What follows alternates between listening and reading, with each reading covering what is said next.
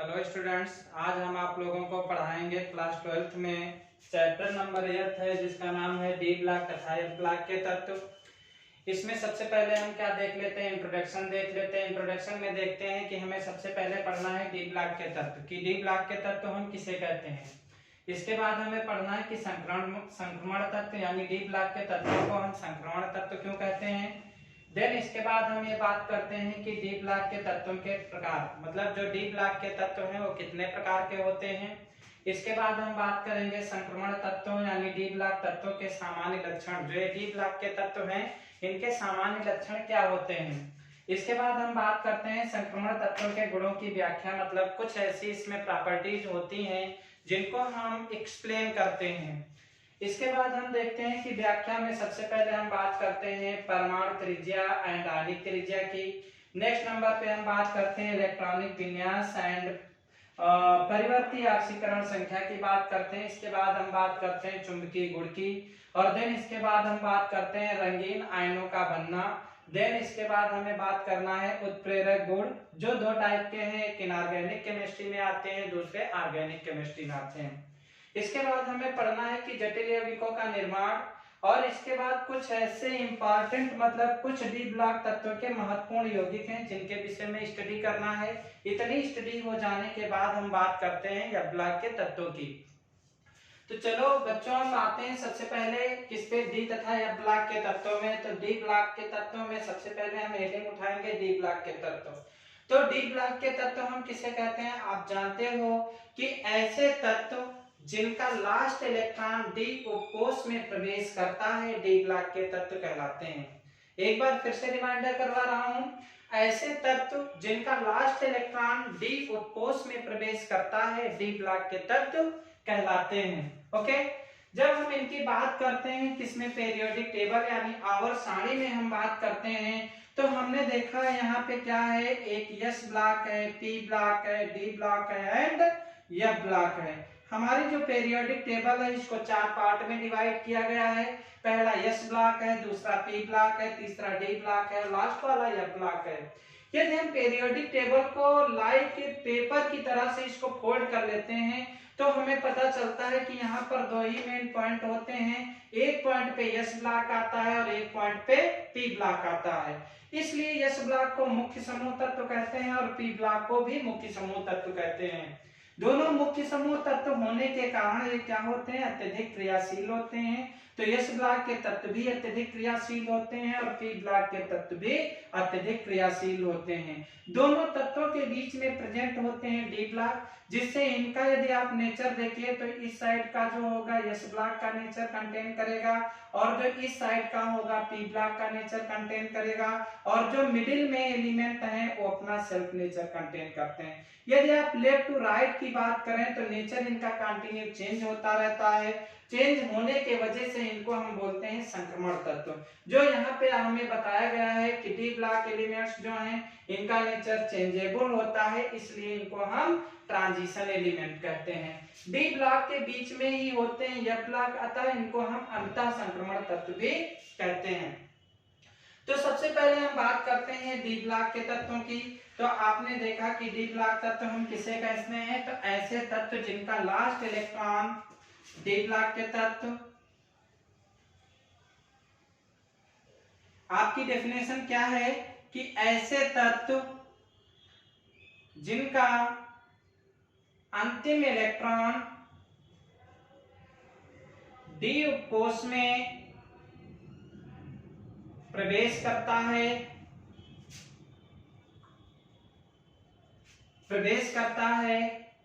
D block के तत्व कहलाते हैं।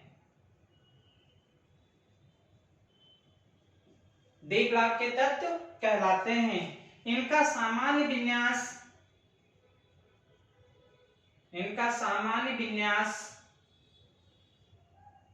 NS122 एंड या कामा N-1 D1 to 10 होता है।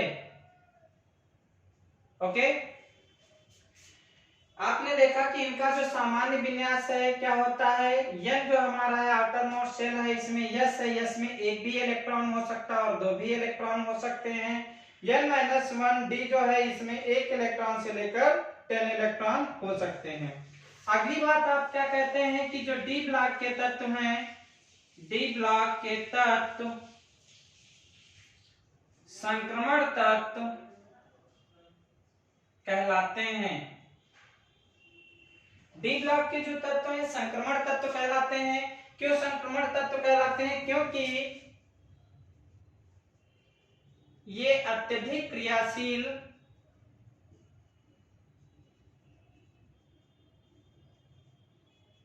यस ब्लॉक ब्रैकेट में इनका नेचर कैसा होता है? आयनिक,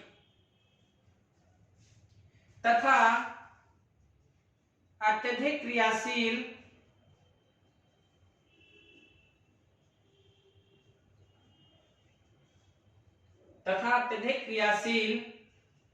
पी ब्लॉक तत्वों के पी ब्लॉक ब्रैकेट में इनके हम नेचर लिखेंगे तो नेचर कैसा होता है? सहसंयोजी, सहसंयोजी तत्वों के मध्य पाए जाते हैं। अतः इनका स्वभाव बदलता रहता है।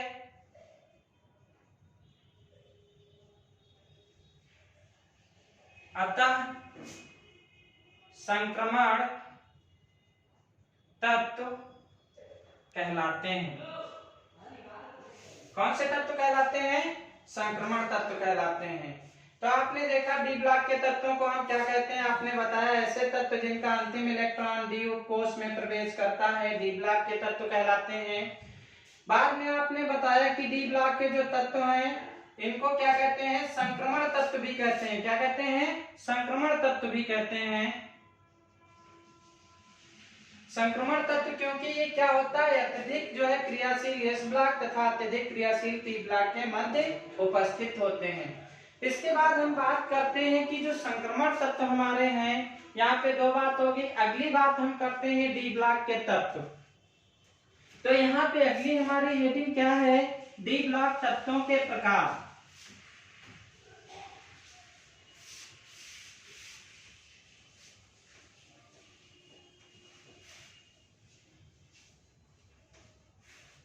अगली हेडिंग हमारी है डी ब्लॉक तत्वों के प्रकार। तो आप ध्यान रखना जो डी ब्लॉक के एलिमेंट हैं ये दो टाइप के होते हैं। एक को आप कहते हो संक्रमण तत्व और कुछ ऐसे होते हैं जिनको आप कहते हो असंक्रमण तत्व। संक्रमण तत्व किसे आप कहते हो? तो पहली हेडिंग आपकी है संक्रमण तत्व।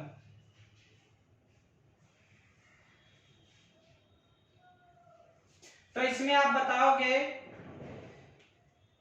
कि ऐसे तत्व जिनमें आंशिक रूप से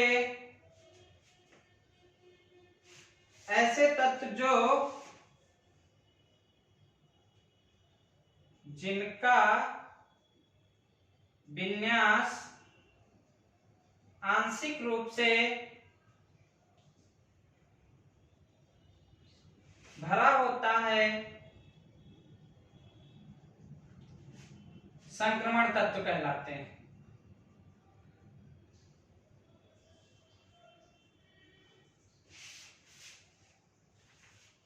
अगली आपकी कौन सी हेडिंग है? असंक्रमण तत्व।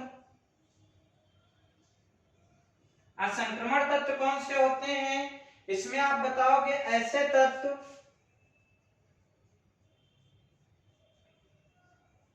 जिनका विन्यास पूर्ण भरा होता है कहलाते हैं।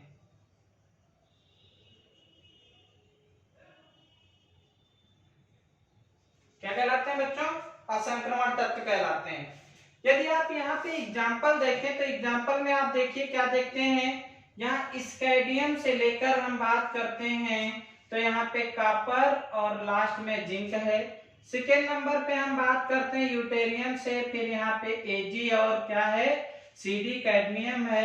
फिर हम यहाँ पे बात करते हैं लेंथेनम, लेंथेनम से लेकर यहाँ पे एयू है और एचजी है। तो यदि हम बात करते हैं तो इसको हम कहते हैं first transition series, second transition series और ये हमारी थर्ड ट्रांजिशन सीरीज है। इस केस में यदि हम लेंथेनम से लेकर यहाँ तक बात करते हैं तो इसमें क्या होते हैं, प्रेजेंट होते हैं, मतलब क्या होता है इसमें अयुग्मित इलेक्ट्रॉन उपस्थित होते हैं। इसलिए क्या होते हैं, संक्रमण तत्व होते हैं। इसलिए ये सब क्या है, संक्रमण तत्व हैं। यदि हम इन तीन एलिमेंट्स की बात करते हैं, इन तीन एलिमेंट्स में क्या होता है, इनका जो विन्यास होता है वो पूर्णतः भरा होता है, अतः इनको आप क्या कहते हो, असंक्रमण तत्व कहते हो। तो बच्चों नोट में आप ध्यान रखना, नोट में क्या ध्यान रखोगे, only zinc cadmium and mercury are non transition element. यही तीन एलिमेंट्स ऐसे हैं जो आपके नॉन ट्रांजिशन एलिमेंट्स हैं। ओके, इसके बाद हम बात करते हैं यहाँ पे संक्रमण तत्व कितने टाइप के होते हैं, इसके बाद हम इनके सामान्य लक्षण की बात करते हैं। किसकी बात करते हैं, सामान्य लक्षण की। तो आप देखिए सबसे पहले क्या होता है, सामान्य लक्षण में हम क्या बताएंगे कि जो डी ब्लॉक के तत्व हैं ये हार्ड मेटल होते हैं। नेक्स्ट हमारा पॉइंट है डी ब्लॉक तत्वों के सामान्य लक्षण। तो यहाँ पे हम बात करते हैं डी ब्लॉक तत्वों के सामान्य लक्षण। तो सबसे पहला पॉइंट क्या होता है, ये कठोर धात्वीय होते हैं। ये क्या होते हैं बच्चों, कठोर धात्वीय होते हैं। ओके, सेकेंड नंबर पे क्यों कठोर धात्वीय होते हैं, क्योंकि 4s या आप ये कह लीजिए कि Ns जो इलेक्ट्रॉन है, Ns इलेक्ट्रॉन आपका जो है आसानी से निकल जाता है,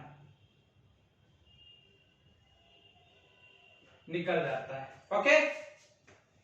सेकेंड नंबर पे जब ये कठोर धातुएं हैं तो इसका मतलब इनकी जो डेंसिटी है वो क्या होगी, अधिक होगी। तो ये अत्यधिक घनत्व वाले तत्व होते हैं, जिसमें सबसे अधिक घनत्व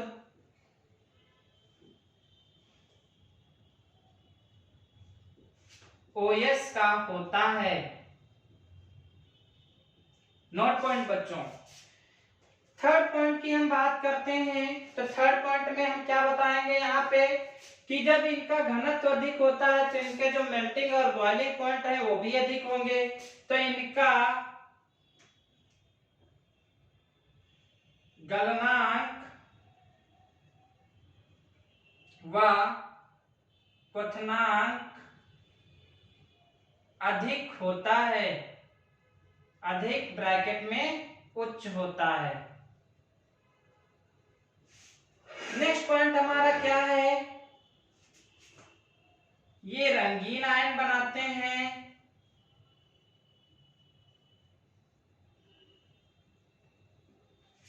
like as rainbow.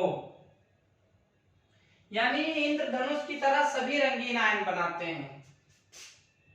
5th number की बात करते हैं, ये क्या बनाते हैं, जटिल यौगिक बनाते हैं, ये जटिल यौगिक बनाते हैं।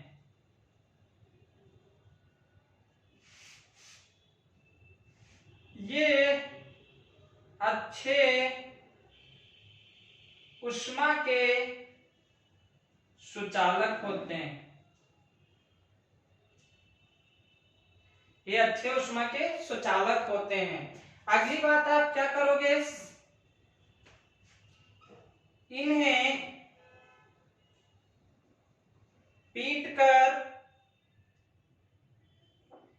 पीटकर चादर बनाई जा सकती है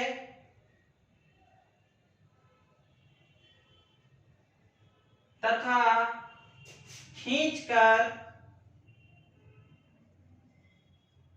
तार बनाया जा सकता है।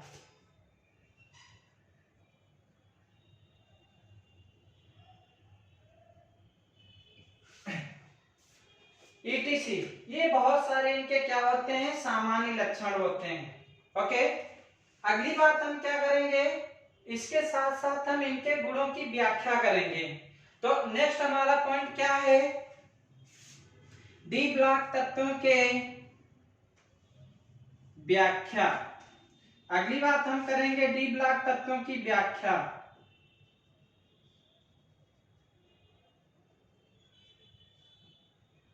इस केस में हम सबसे पहले क्या बात करते हैं,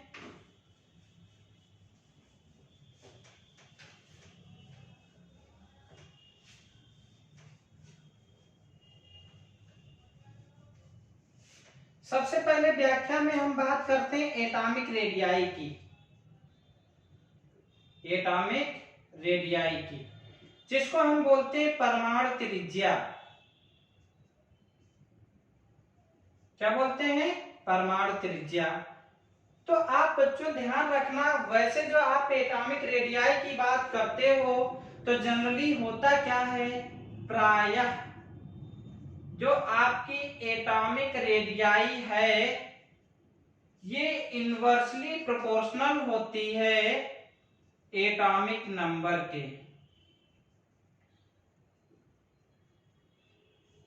कहने का मतलब ये है कि जैसे जैसे एटॉमिक नंबर बढ़ता है वैसे वैसे एटॉमिक रेडियाई डिक्रीज करती है। लेकिन जब आप बात करते हो डी ब्लॉक के तत्वों के तो यहाँ पर क्या हो जाती है, यहाँ पर एक इसके साथ स्पेशल कंडीशन होती है। क्या होती है, यहाँ पे आप लिखोगे कि डी ब्लॉक तत्वों के पास यूनिक गुण होता है, क्योंकि इन तत्वों में पहले एटॉमिक रेडियाई घटती है, पहले एटॉमिक रेडियाई घटती है, मध्य में नियत हो जाती है तथा लास्ट में अंत में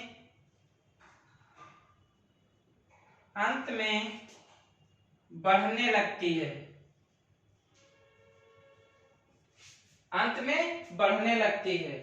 कैसे, फॉर एग्जाम्पल यदि यहाँ पे हम एग्जाम्पल की बात कर रहे हैं तो यहाँ पे हमारे पास scandium, titanium, vanadium, chromium, manganese, iron, cobalt, nickel, copper, zinc, ये हमारे पास एलिमेंट हैं। यदि इनके हम एटॉमिक रेडियाई की बात करें तो मिड वे यानी हाफ एलिमेंट तक 1 2 3 4 5 एलिमेंट्स तक जो होता है तो इसकी एटॉमिक रेडियाई क्या करती है, एटॉमिक रेडियाई घटती है। ध्यान रखना बच्चों, एटॉमिक रेडियाई क्या करती है, डिक्रीज करती है। लेकिन जब आप बात करते हो आयरन से कोबाल्ट तक तो यहाँ पर जो एटॉमिक रेडियाई आपकी है ये क्या हो जाती है, कांस्टेंट हो जाती है। क्या हो जाती है, कांस्टेंट हो जाती है। लेकिन जब आप बात करते हो निकेल, कॉपर और जिंक की, तो इस केस में आपकी जो एटॉमिक रेडियाई है ये एटॉमिक रेडियाई आपकी इंक्रीज करने लगती है। क्या करने लगती है बच्चों, इंक्रीज करने लगती है। तो ये एक इसके पास स्पेशल फीचर होता है डी ब्लॉक एलिमेंट्स के साथ। जनरली आप लोग जानते हो कि जो आपकी परमाणु त्रिज्या है एटॉमिक नंबर के साथ जो है ये क्या होती है, घटती है। लेकिन डी ब्लॉक के तत्वों में क्या है कि एटॉमिक नंबर के बढ़ने के साथ साथ पहले तो घटती है, फिर कांस्टेंट हो जाती है और लास्ट में ये फिर बढ़ने लगती है। ये इसका एटॉमिक रेडियाई की बात हो गई। साथ में यदि हम बात करते हैं आयनिक रेडियाई की, किसकी बात करते हैं, आयनिक रेडियाई की, तो अगली हम हेडिंग डालिए बच्चों आयनिक रेडियाई।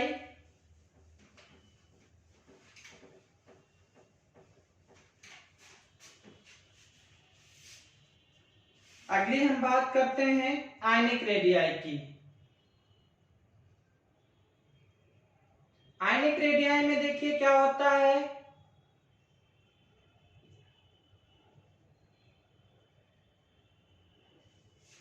इसको हम आयनिक त्रिज्या कहते हैं। ओके, इस केस में यदि आप देखिए तो इसमें डायरेक्ट बताया गया है कि जो हमारी आयनिक रेडियाई दी गई है ये डायरेक्टली प्रोपोर्शनल होती किसके, एटॉमिक रेडियाई के। और जो हमारी एटॉमिक रेडियाई है ये डायरेक्टली प्रोपोर्शनल या इनवर्सली प्रोपोर्शनल है number of atomic, inversely proportional होती है एटॉमिक नंबर के, एटॉमिक नंबर। ये इसका स्पेशल फीचर होता है। ओके, यानी यदि आपकी हमारे आपने पढ़ा कि मिड वे तक क्या होते हैं, रेडियाई डिक्रीज करती तो आयनिक रेडियाई भी डिक्रीज करेगी। लास्ट में एटॉमिक रेडियाई इंक्रीज कर रही है तो आयनिक रेडियाई भी इंक्रीज करेगी। यानी जो हमारी एटॉमिक रेडियाई होती है ये किसके जो है डायरेक्टली प्रोपोर्शनल होती है, आयनिक रेडियाई की। ओके, अगली हम बात करते हैं यहाँ पे जो सबसे इंपॉर्टेंट टॉपिक्स है उसकी हम बात करते हैं इलेक्ट्रॉनिक कॉन्फ़िगरेशन। और किसकी हम बात करते हैं, इलेक्ट्रॉनिक कॉन्फ़िगरेशन के साथ साथ हम बात करते हैं ऑक्सीडेशन स्टेट की। किसकी बात करते हैं बच्चों, ऑक्सीडेशन स्टेट की। तो इस केस में आप देखिए जब भी हम बात करेंगे एटॉमिक, तो नेक्स्ट हमारी हेडिंग कौन सी है, नेक्स्ट सेकेंड नंबर हेडिंग है इलेक्ट्रॉनिक कॉन्फ़िगरेशन।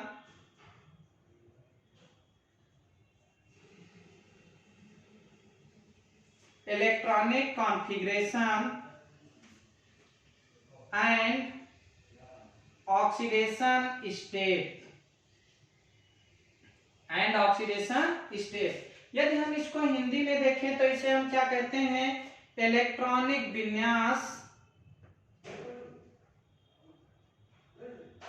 इलेक्ट्रॉनिक विन्यास तथा ऑक्सीकरण संख्या। किसकी बात हम करते हैं, ऑक्सीकरण संख्या की बात करते हैं। तो यहाँ पे हम क्या करते हैं, इसको डिवाइड कर लेते हैं। तो आप क्या लिखोगे कि डी ब्लॉक तत्वों की ऑक्सीकरण संख्या जो होती दो टाइप की होती है। तो आप क्या लिखोगे कि डी ब्लॉक के तत्व, डी ब्लॉक के तत्व परिवर्ती ऑक्सीकरण अवस्था, परिवर्ती ऑक्सीकरण संख्या प्रदर्शित करते हैं, परिवर्ती ऑक्सीकरण संख्या प्रदर्शित करते हैं क्योंकि 4s तथा, या आप ऐसा कह लीजिए क्योंकि ns, डायरेक्ट लिखते हैं, क्योंकि 4s एंड 3d उपकोष की ऊर्जा लगभग बराबर होती है।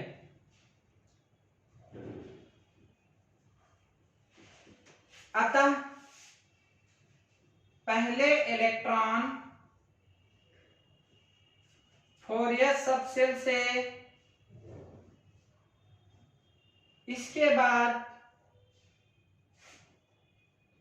3d सबशेल से एक एक करके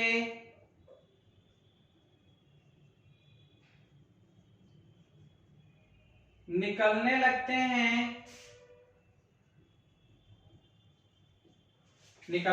हैं, सेकेंड बात क्या है कि जो डी ब्लॉक के तत्व हैं, डी ब्लॉक के तत्व का मान +2 ऑक्सीकरण अवस्था प्रदर्शित करते हैं।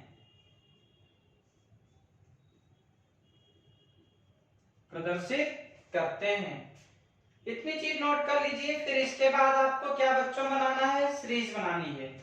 कैसे बनानी है आप देखिए, यहाँ पे 4 चीजें आप यहाँ पे डाल लेते हो। सबसे पहले सीरियल नंबर के बाद हम बात करते हैं name of element,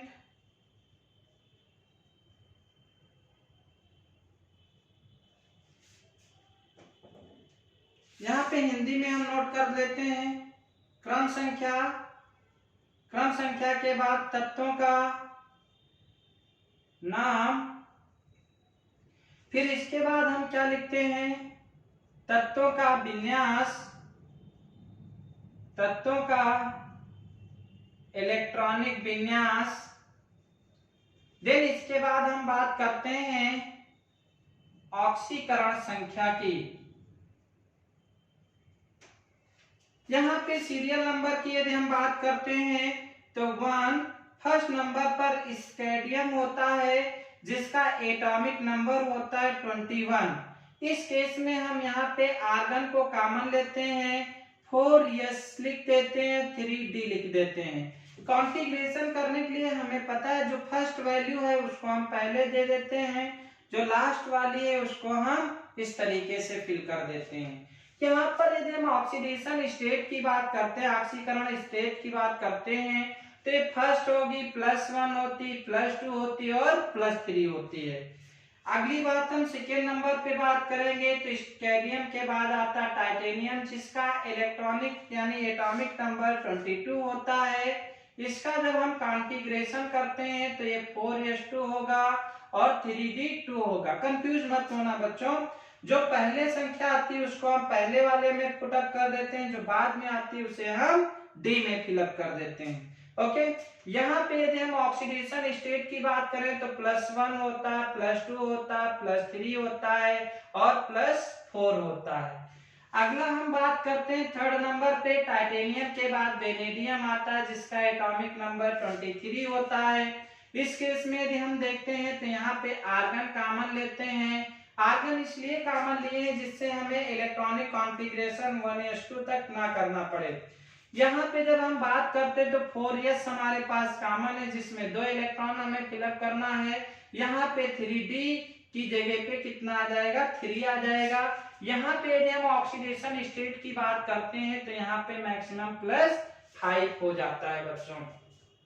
fourth number की यदि हम बात करते हैं तो फोर्थ नंबर पे हमारा क्रोमियम आता है और क्रोमियम का यहाँ पे हम क्या कर चेंज कर दे रहे हैं, कलर चेंज कर दे रहे हैं। क्यों चेंज कर दे रहे हैं, क्योंकि आप ध्यान रखना ये हमारा एक्सेप्शन होता है। एक्सेप्शन क्या होता है, जो जनरल कॉन्फ़िगरेशन हमारा है वो यहाँ पे क्या होना चाहिए था, 4s2 होना चाहिए था, लेकिन यहाँ पे 4s1 होता है।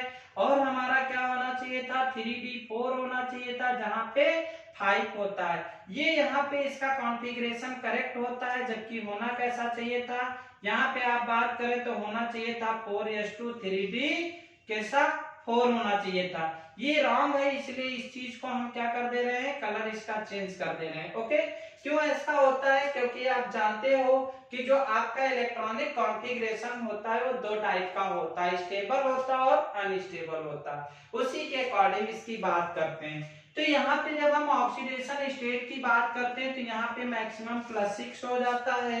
नेक्स्ट बात हम करते हैं यहाँ पे 5 नंबर, यहाँ पे हमारा क्या आ जाता है, 5th नंबर पर मैग्नीज आ जाता है जिसका एटॉमिक नंबर 25 होता है। यहाँ पर हम इसको सेम कलर लिखेंगे क्योंकि वैसे ही चलेगा, तो 4s2 हो जाएगा, 3d5 हो जाएगा। और इसकी जो ऑक्सीडेशन स्टेट होती +7 होती है। यहाँ पे हम इसको इसलिए कलर चेंज कर रहे हैं बच्चों क्योंकि जो +7 होती है मैक्सिमम जो होती है ऑक्सीडेशन स्टेट होती है, मतलब +7 से ज्यादा कोई भी ऑक्सीडेशन स्टेट नहीं होती है।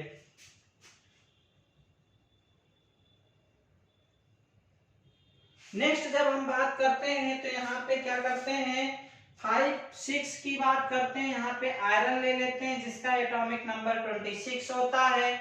इस केस में हम बात करते हैं आर्गन ले लेते हैं, यहाँ पे 4s2 है, 3d यहाँ पे 6 हो जाता है। यहाँ पे इलेक्ट्रॉनिक कॉन्फ़िगरेशन हमारी क्या हो जाती है, यहाँ पे जब हम ऑक्सीडेशन स्टेट की बात करते हैं तो +1 होती है, +2 होती है और +3 हो जाती है, यानी डिक्रीज होना स्टार्ट करती है। फिर जब हम बात 7th नंबर की बात करते हैं, यहाँ पे हमारा 27 होता है, यहाँ पे कोबाल्ट होता है। यहाँ पे जब हम बात करते हैं आर्गन कॉमन लेते हैं, 4s2 हो जाता है और क्या हो जाता है, 3d7 हो जाता है। इस केसेस में भी ऑक्सीडेशन स्टेट +1, +2, +3 होती है। नेक्स्ट जब हम बात करते हैं किसकी, 1 नंबर पे बात करते हैं तो यहाँ पे 28 हो जाता है और यहाँ पे क्या आ जाता है, निकिल आ जाता है। यहाँ पे जब हम बात करते हैं यहाँ पे सेम हो जाता है, 4s2 हो जाता है, 3d8 हो जाता है और इसकी भी ऑक्सीकरण अवस्था जो होती +3 तक होती है। नेक्स्ट बात हम करते हैं, 2 एलिमेंट हमारे रह गए हैं जिनको हम इस साइड में नोट कर दे रहे हैं बच्चों, आप उसी के नीचे नोट करना। 9 नंबर पे आप जब देखते हो तो क्रोमियम आता है, कॉपर आता है, इसका एटॉमिक नंबर क्या होता है, 9 नंबर पे आपके पास कॉपर आता है जिसका एटॉमिक नंबर 29 होता है। ब्लैक कलर से लिखे मतलब ये भी आपके पास क्या होता है, अपवाद होता है। ये आपके पास बच्चों क्या है, अपवाद है, तो वहां पर भी ब्लैक कलर से लिखा गया है, इसका मतलब ये क्या है, अपवाद है। इसमें क्या होता है, इसमें जब आप कॉन्फ़िगरेशन करते हैं तो कॉन्फ़िगरेशन में आप आर्गन कॉमन लेते हैं। जनरली होना चाहिए था 4s2 और 3d9 होना चाहिए था, बट ऐसा नहीं होता है, एक्सेप्शन होता है। तो यहाँ पे 4s1 हो जाता है और यहाँ पे क्या हो जाता है, 4s1 के बाद 3d10 हो जाता है। यहाँ पर जब आप ऑक्सीडेशन स्टेट की बात करते हैं तो +1 होती है और +2 होती है। 3rd नंबर पे जब आप बात नेक्स्ट जो है बात करते हैं 10th नंबर पे, तो ये फिर आपका नॉर्मल हो जाता है, यानी 30 नंबर पे Zn आ जाता है, कॉन्फ़िगरेशन सेम हो जाता है। यहाँ पे आपके पास 2 हो जाएगा, 3d10 हो जाता है, इसकी ऑक्सीडेशन स्टेट +1 और प्लस इसकी +2 होती है। इस तरीके से इसका हम क्या कर लेते हैं, ऑक्सीडेशन स्टेट कैलकुलेट कर लेते हैं। तो आपने देखा जितने भी एलिमेंट हैं सबकी ऑक्सीडेशन स्टेट वेरिएबल है, वेरी कर रही हैं। साथ ही साथ जितने भी आपके एलिमेंट हैं सब में +2 कॉमन ऑक्सीडेशन स्टेट पाई जाती है। इसलिए आपने डेफिनेशन में लिखा था कि जो डी ब्लॉक के एलिमेंट हैं इनकी वेरिएबल यानी परिवर्तित ऑक्सीकरण अवस्था शो करते हैं। दूसरी चीज आपने ये बताया था कि ये +2 ऑक्सीडेशन स्टेट भी शो करते हैं, जो आपने यहाँ पे देखा। अगली बात हम यहाँ पे बताते हैं इलेक्ट्रॉनिक विन्यास के बाद हम आपको बताते हैं क्या चीज, मैग्नेटिक प्रॉपर्टी को बताते हैं। क्या बताते हैं बच्चों, मैग्नेटिक प्रॉपर्टी को बताते हैं। तो यहाँ पे आपने देखा है मैग्नेटिक प्रॉपर्टी में कि आपके पास कुछ इस तरीके से एलिमेंट दिए गए हैं। इसमें आपने बताया कि बहुत सारे एलिमेंट ऐसे हैं जिनके पास अनपेयर्ड इलेक्ट्रॉन पाए जाते हैं और बहुत सारे ऐसे एलिमेंट हैं जिनके पास अनपेयर्ड इलेक्ट्रॉन नहीं पाए जाते हैं। तो आपने देखा कि यहाँ पे क्या है, मैग्नेटिक प्रॉपर्टी। अगली हेडिंग आपकी कौन सी है, चुंबकीय गुण है, चुंबकीय गुण। जब आप बात करते हैं चुंबकीय गुण की तो ये क्या होता है, डी ब्लॉक के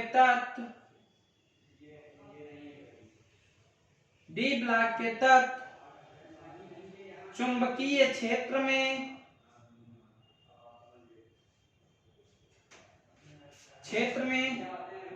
या तो चुंबकीय क्षेत्र में आकर्षण या आंशिक प्रतिकर्षण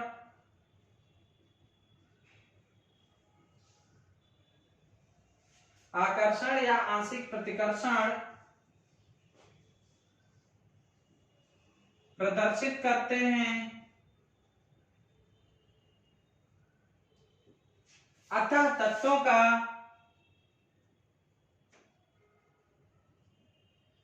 यह गुण चुंबकीय गुण कहलाता है।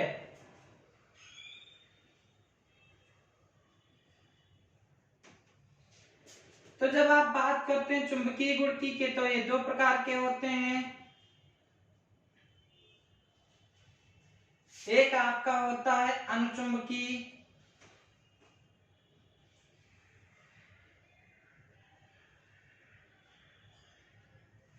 दूसरा आपका होता है प्रतिचुंबकीय।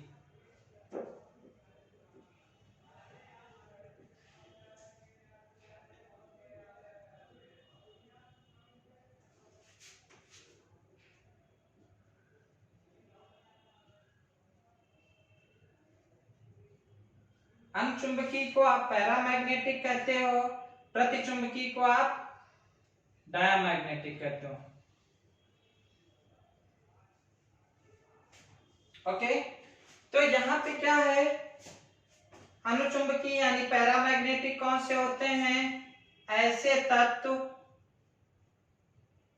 जो स्ट्रॉन्ग मैग्नेटिक फील्ड में,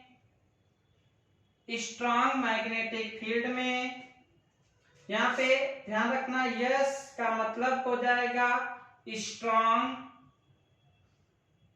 यम का मतलब हो जाएगा मैग्नेटिक,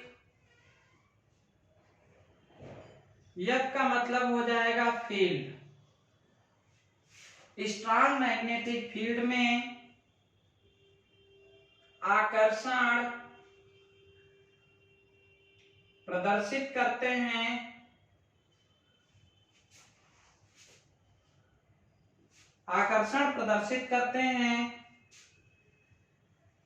अनुचुंबकीय तत्व कहलाते हैं।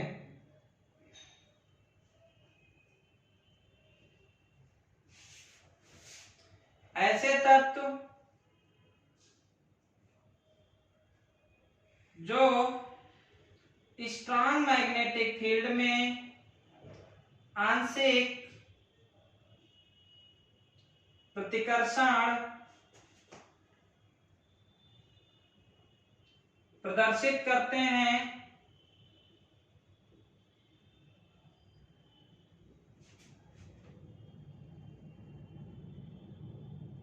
प्रतिचुंबकीय तत्व कहलाते हैं।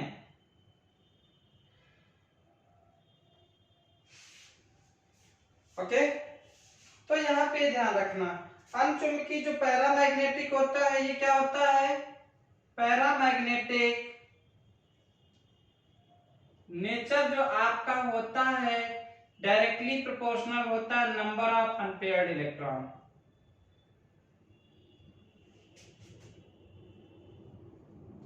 मतलब जिनके पास जितने ज्यादा अनपेयर्ड इलेक्ट्रॉन होंगे वो उतना ज्यादा ही पैरामैग्नेटिज्म प्रदर्शित करेंगे।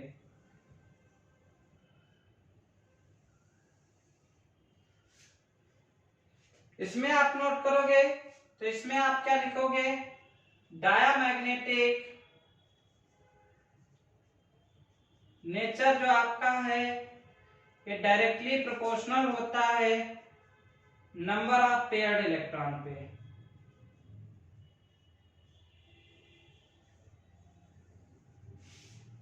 ओके, यदि आप एग्जाम्पल में बात करिए तो यहाँ पे आप एग्जाम्पल देखिए इसमें ये बताया गया कि स्केडियम से यहाँ तक अयुग्मित इलेक्ट्रॉन उपस्थित हैं, इसलिए ये सब कैसे होंगे, इसलिए ये सब आपके होंगे अनुचुंबकीय,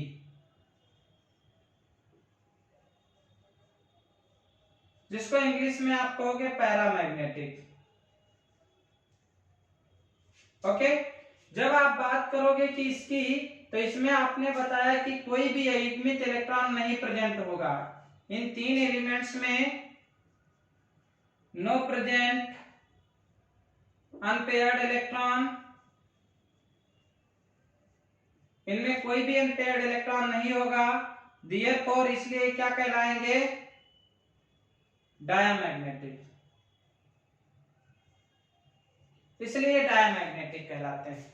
तो इतनी चीज क्लियर हो गई, किसको हम पैरामैग्नेटिक कहते हैं, किसको हम डायामैग्नेटिक कहते हैं। जिसमें अनपेयर्ड इलेक्ट्रॉन प्रेजेंट होते हैं उसको हम कहते हैं पैरामैग्नेटिक, और जिसमें अनपेयर्ड इलेक्ट्रॉन नहीं प्रेजेंट होते हैं उनको हम डायामैग्नेटिक कहते हैं। एग्जांपल यहाँ पे देखिए, एक क्वेश्चन आपका दिया गया है, क्वेश्चन में पूछा है कि एक्सप्लेन कीजिए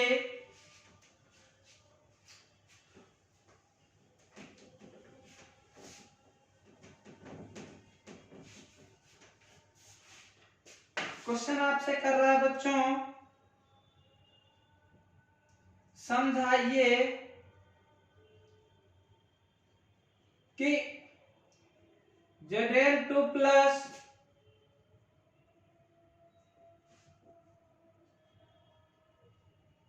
प्रतिचुंबकीय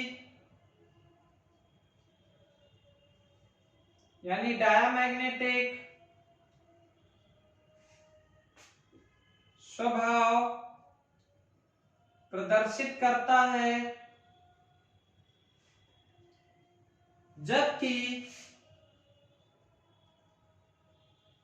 जबकि Cu2 प्लस अनुचुंबकीय ब्रैकेट में पैरामैग्नेटिक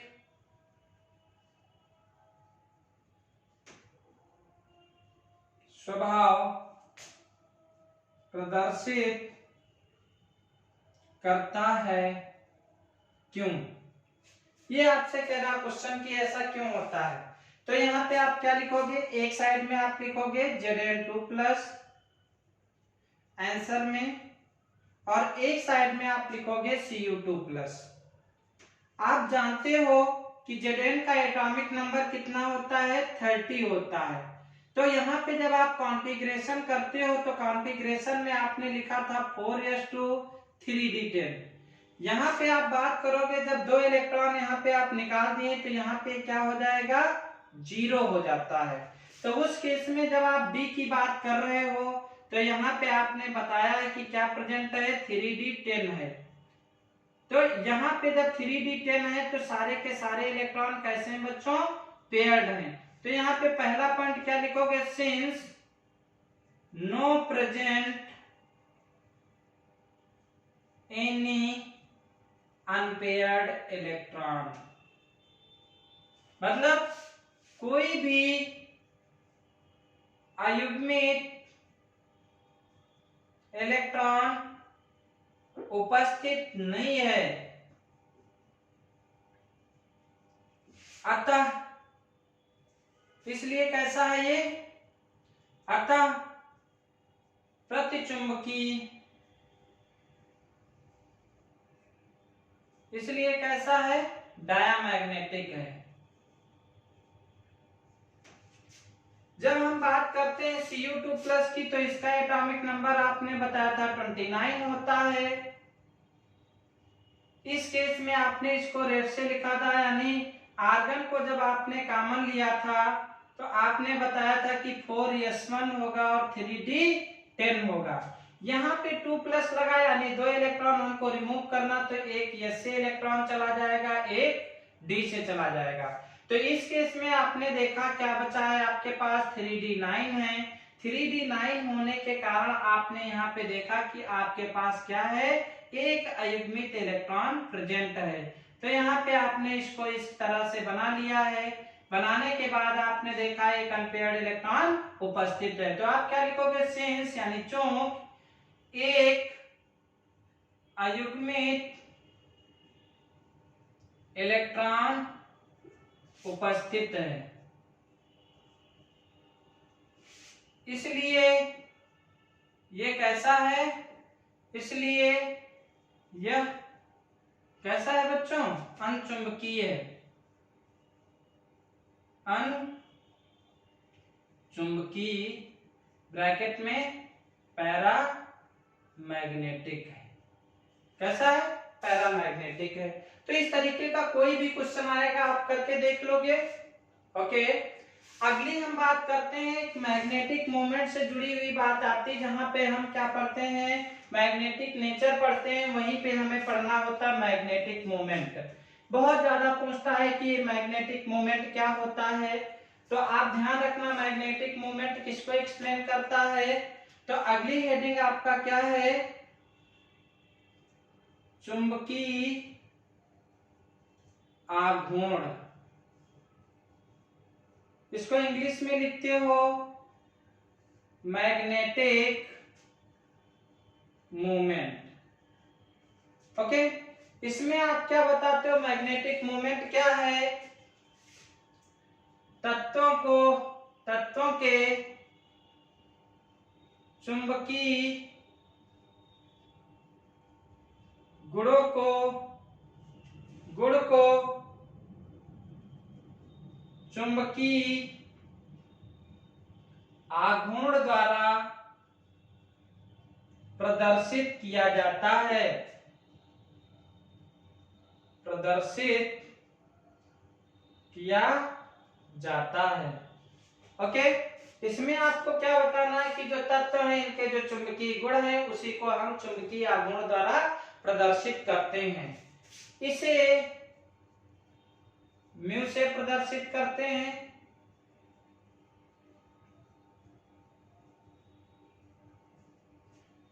तो ये क्या होता है, म्यू इक्वल टू होता है under root n plus 2 bm,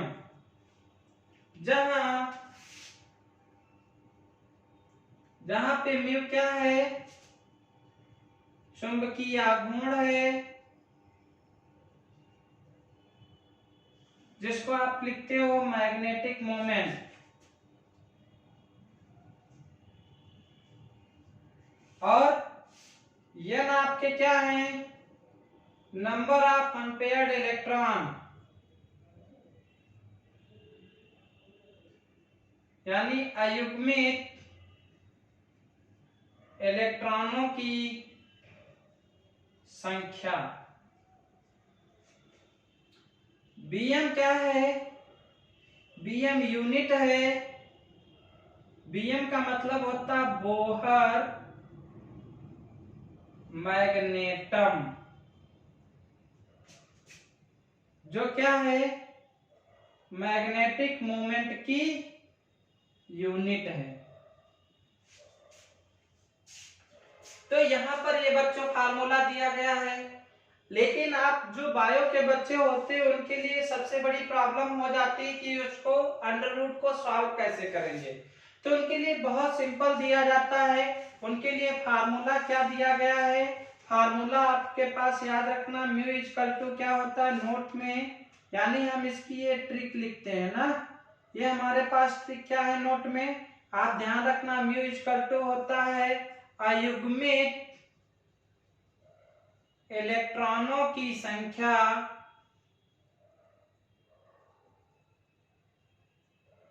plus 0.9 bm।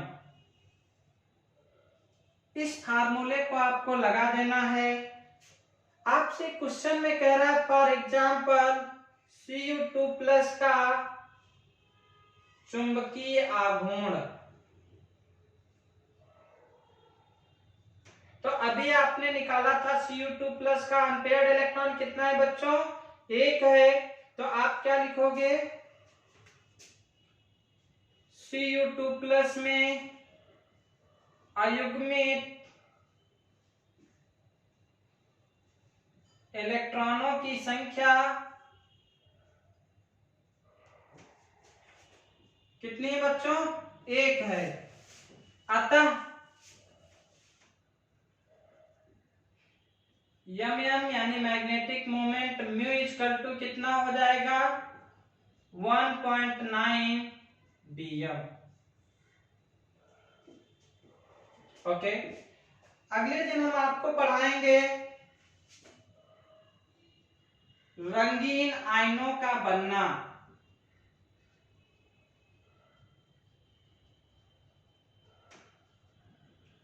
फिर रंगीन आयन कैसे बनते हैं। ओके, अगले दिन हम आपको बनाएंगे रंगीन आयनों का बनना। Thank you.